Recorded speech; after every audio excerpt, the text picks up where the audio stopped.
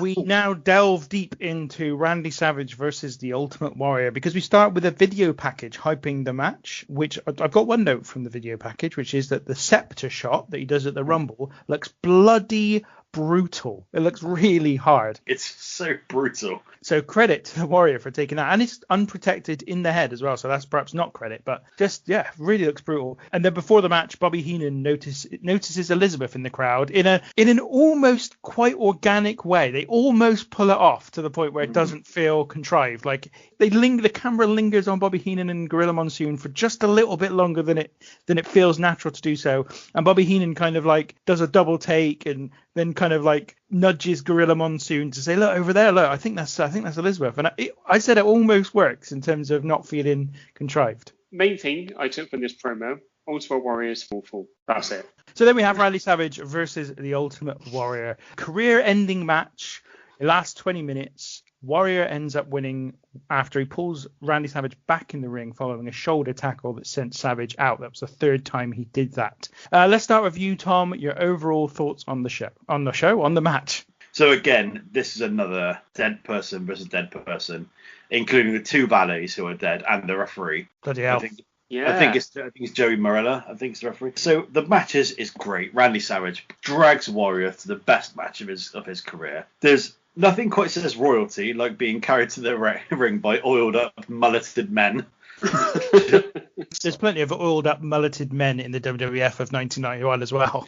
Yeah, exactly. So yeah, it's not even as if they look different to everyone else. I tell you, mate, the old travelling tassel salesman would have been very happy in the lead up to this match because there are tassels galore in this. He must have been loving it, and the Warrior's got a great tan. Those are my notes on the match, but it was a really good match. But I hate the ending of it. 5 elbow drops, which the Warrior kicks out of. Macho Man then kicks out of the Gorilla Press Slam, a bunch of shoulder barges, then a Gorilla Press Slam, and then a splash to the back, which, let's be honest, no one's kicking out of. And then just loses to like 3. Now, admittedly, Macho sells him incredibly well by flying out of the ring. And I did watch it at the time thinking, I wonder if he was supposed to be flying out of the ring. I wonder if he's just like doing a bit of the old Hogan versus Shawn Michaels overselling at that point. But 3 shoulder tackles, and then he pins him by standing on his chest with his foot on him. And I hated that ending. Yeah, I'm with you on that because I didn't mind the Savage kick out of the press slam and the splash, but I felt like, first of all, there shouldn't have been 5 elbow drops. He should have done 1, tried to pin him, not managed to pin him, then do maybe 2 or 3 more and still not managed, rather than just doing 5 off the top. Also, then you're right, the end is just, it kind of just feels a little bit too drawn out. Like, I think have one of those shoulder barges at the end where he flies out of the ring, get him back in, and even if he tries to pin him and he still kicks out one more time, then do it one more time. I think the idea of the foot on Savage being the way he pins him is that Savage has literally given everything. There's nothing left. So I think that's the idea of him kind of, when he takes the shoulder tackles, just falling out of the ring. Like there's nothing left in him. He can't go anymore. And having kicked out of the press slam earlier. So I think it would have worked, but just with a bit of modification around that ending, which just seems drawn out. And I think it detracts quite a lot from the match because I've watching it this time. Like when you watch it back, they don't do anything amazing during the match. The match is still good, but it relies heavily on the drama and the excitement of the crowd. And they reach a peak of excitement when Savage kicks out of the press slam. And that's the moment where I'm like, oh, this is a great match. And then the worst thing of the match happens, which is Ultimate Warrior talking to his gods. And I'm just like, that instantly lost me. I was like, this is just rubbish. And the worst part of it was when he started walking off. Like he does the bit where he points to the sky and like asking what's going on. Then he looks at his hands and you're like, okay, well I can forgive that. But then he starts to walk away like the gods have preordained that he's supposed to lose this match or something. And I just thought, oh, go away. This is just not very good. So you're right, Tom. It's a great match. It's probably the best of Warrior's career. But the end really detracted from me too. I really struggled with it. Yeah, I wholeheartedly agree. So I do not like Ultimate Warrior. I never did, even as a kid. He's not good at all. But he doesn't run down to the ring, he walks down, which is probably something to do with how narrow the walkway is. So that makes sense. People are grabbing him. He absolutely hates it. I think this is the thing that I got with Warrior when I was a kid. He seems like a horrible human being. He doesn't seem like a nice man. On the flip side of that, his coat and his knee pads are phenomenal.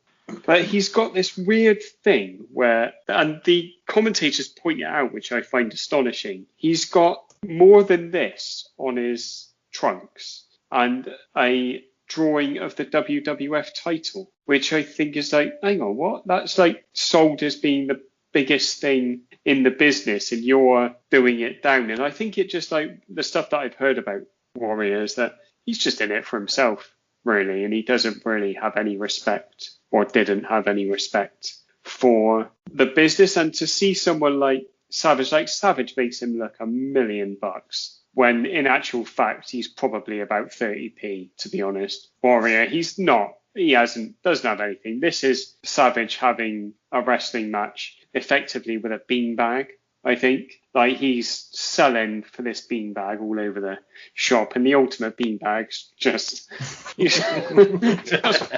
awful. The pin, and this is with the benefit of adult eyes and the benefit of hindsight as well. What I don't understand with the pin is what he gained from it. Like, for something like that, you have to gain something. Like, the ultimate beanbag is gaining nothing from pinning someone like that, because ultimately, no pun intended, what it does is it makes Savage look weak. So he's just beating a weak man. It's also kind of sold a little that Savage is kind of past his best at this point, 38. Old Beanbag's 32.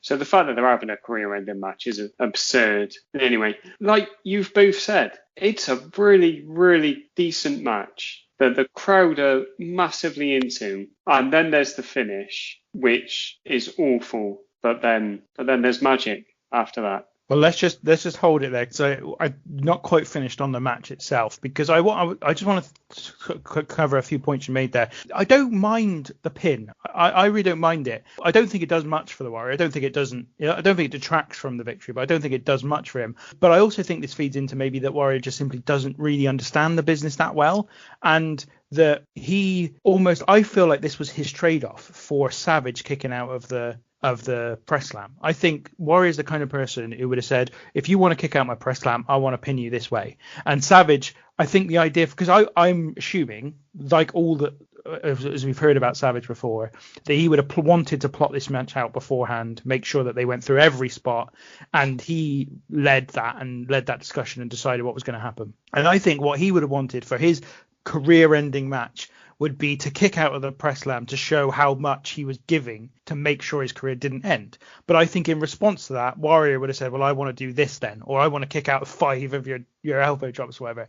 And I wonder, and I might be doing everyone a disservice, and it might be completely unfair, but I'm wondering whether some of the excesses of this match and some of the silliness at the end are the Warrior doing what he wanted to do as part of Savage's overall plan in order for Savage to trade with some of the things he wanted, like, as I say, to kick out of the press slam, which I think was the best bit of the match, was the kick out of the press slam. And as I say, at that point, you're at a peak where you're like, right, now we're really heading for the finish. And then the finish is just a dribble. The finish is just a really annoying, protracted, overly convoluted end. And it annoyed me a lot. It's something that I want to say that I feel is quite important before we get into the heavy emotional aspect at the end of this match. The Ultimate Warrior, when he's celebrating, goes to get his jacket, puts it back on, and then celebrates in the ring with it. I just thought that was an important thing to note, because it's very unusual behaviour for someone to get their pre-ring gear and put it back on. And also that kind of thing does feed into what Tinky's just said. The Warrior's basically putting himself over. He's got no respect. Well, I don't think there's anything wrong with him putting himself over. Like, he's the winner. He's the one who's going to continue to wrestle, apparently, according to the stipulation of this match. He never wrestled. He just turned up. He's a beanbag. Come on. Savage is going to no longer be competing. He's no longer apparently going to have any more matches. So that means you don't need to put him over anymore. He's done. And Warrior is going to continue to fly the flag. So apparently will continue. So that makes sense. I think the excesses he makes doesn't add anything. I think that's the problem. He's not trying to make himself the center of attention more. He doesn't do it any more than he already would have been had he not done those things. I don't think it detracts from it. I just don't think it adds anything, and it makes it just feel excessive. It's not adding anything to it, therefore making it a detraction. I think it's a detraction from the overall entertainment. I don't think it's a detraction from him he doesn't put himself over any less. So, old man, do you want to kick us off into the emotional stuff? So So after the match, we have the beatdown by Sherry. Sherry's turned on Savage. Is it presumably that Sherry's now had to retire as well? That's kind of what they allude to. Well, I think they allude to the fact that she's no longer the queen because the king is no longer there. And obviously, and they also talk about him being her meal ticket. So she can no longer make any money out of him because he's now had to retire. So why would she want to stay with him, basically? Yeah, and then so Sherry's pissed off because she's lost her crown. Her crown is slipped. Let's be honest, the beatdown that Sherry gives Savage is more real looking than anything the Ultimate Beanbag does during this. The camera keeps going to Elizabeth. Because the beatdown goes on a good amount of time, which I very much enjoyed. And then it's all right, Elizabeth vaults over the barricade very impressively, I must say, because it's quite high and it's definitely something I would struggle to do. And she's wearing very high heels. Yeah, and it's very impressive. She is wearing the most sequins I've ever seen in my life. There must be, I reckon, a billion sequins on this dress that she's wearing. It's just beautiful. Like she whacks all Sherry about. Sherry leaves the ring. Savage is selling like, I think Savage sells like no one ever has or ever will. And that's not to put down any other wrestlers. He is selling is unbelievable. And he's turned all the time he's turned away from Elizabeth, not knowing that Elizabeth has effectively saved him. And then she just kind of brushes him and he turns around and he's going to hit her. And then there's just the look and he doesn't know what to do. And he's looking at the crowd, seeing what he should do. And then it goes on just the perfect amount of time. And then they hug. And it is, I was thinking this whilst it was happening. It's the most beautiful thing I've ever seen in wrestling because even as a 37-year-old man, it completely took me out of what it was. And I can tell you now that if I'd have been in that crowd, I would have been the woman crying with much less hair. It's phenomenal. I think this genuinely is emotional. Like it was weird. I was watching it thinking, okay, we're going to get this now. And I was a little bit cynical. I was like, this is going to be silly. And also there is the element of it, which is like, okay, Savage has just been a complete turd to Elizabeth for about 2 years. Gone off with this other woman, called himself the king. And she's just like, oh, well, you're a bit sad now. Okay, I'll take you back. But it is emotional. It does hit home. I tell you what really hits home, though, for me. Savage is selling really well. Savage is talking about, he's looking around and he's kind of confused. And in fairness, he's got a lot to do as an actor in this moment because he's trying to sell the fact that he's lost his career. He's trying to sell the fact that he's confused as to who's kicking him or what's going on or who's hitting him. He's trying to sell the fact that he's shocked that Elizabeth has come and said, has kind of come to his aid and whatever else. And then he's happy because he's about to be reunited with Elizabeth. So he's doing a heck of a lot and he just about manages it. But what really makes it emotional is Elizabeth is brilliant in this moment. She is really good and she does sell the emotion of it. And I think she has a tear in her eye and everything. And it kind of it does you do feel emotional watching it. So I thought this, if you judge a match on bell to bell, then I thought the Warrior Savage match was good. I think if you judge a match on the entrances and everything that takes place as kind of in the same segment as the match itself, which is this bit, then it becomes great. And I wonder whether or not this is why people remember it as being such a great match because of this emotional ending. I think that's definitely the case. It is because it is amazing. There's not really much more to say about it that you boys haven't. And you're right thinking about Elizabeth's part in it as well because she's notoriously very wooden. So to see her actually show the emotion and the bit where he hoists her up onto his shoulder, she looks genuinely happy. There's a bit of an odd bit at the end though when she holds the ropes open and he's like, no, I'll hold the rope open for you. And you're like, oh, that's amazing. Fight like he's become the macho man that we all know and love again. She gets on the ring.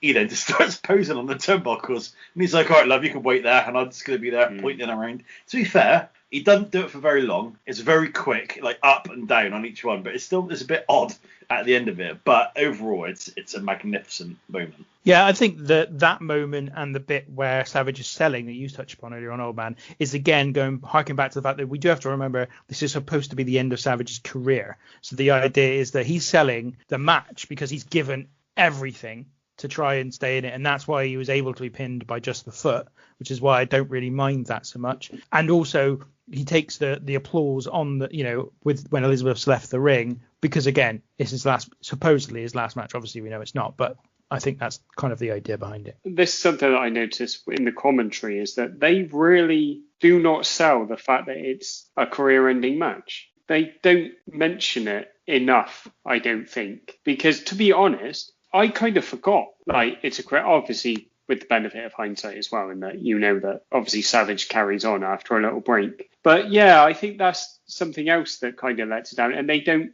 when Savage does do his posing, they don't say, is that, he's saying goodbye to the fans and stuff like that. It's just a bit lazy on commentary. But my guess is they were both bawling their eyes out because it was emotional.